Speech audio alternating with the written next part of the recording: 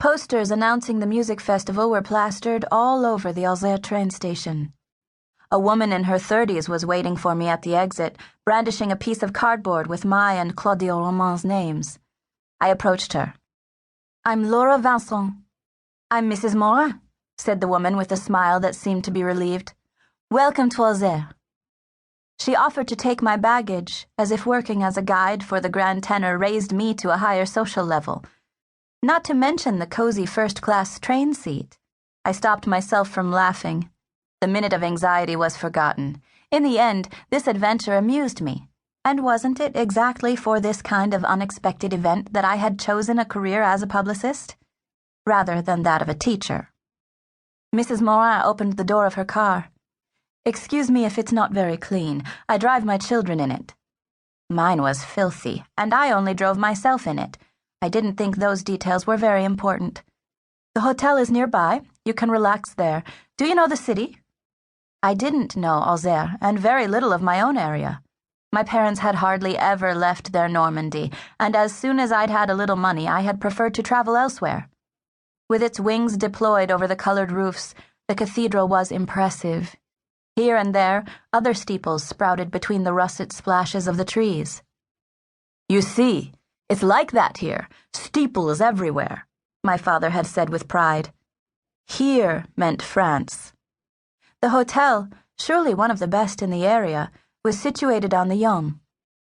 In the entryway, I noticed a poster like the others that had welcomed me at the train station, and another, the same size, announcing the recital by Claudio Roman at the City Hall the same evening, Thursday, October 6, 8:30.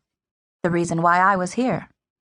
Mrs. Morin took me to a long counter behind which several people bustled. "Here is Miss Vincent, who is replacing Miss Massey," she said.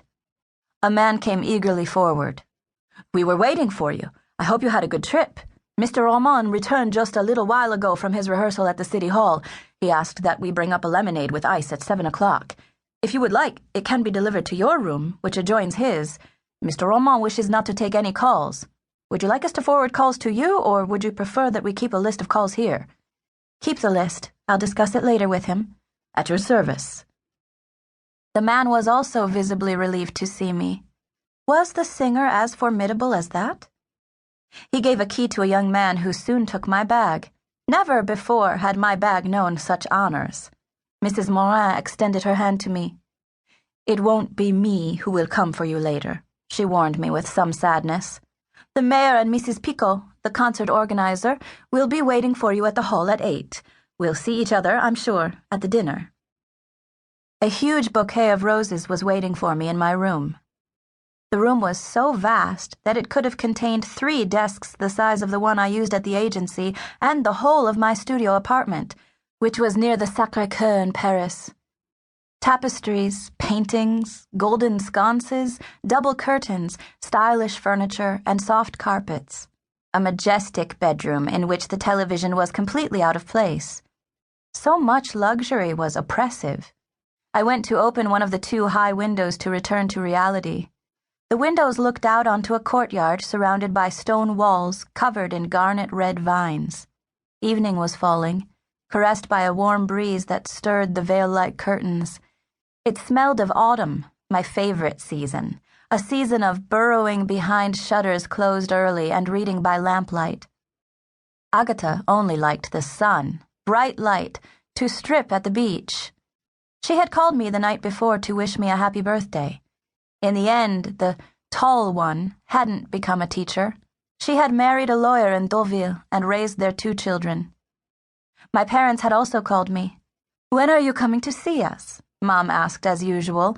The career I had chosen both impressed and troubled them. Was it a good career?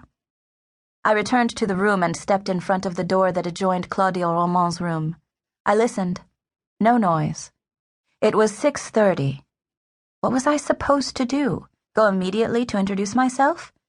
He wishes not to take any calls. I'd wait for the lemonade. I took my clothes out of my bag and draped them on the bed. Black skirt, white silk blouse, royal blue bolero. My height forbade too much whimsy, but I had become slender. The bathroom was in the same style as the bedroom. pink marble and gold taps.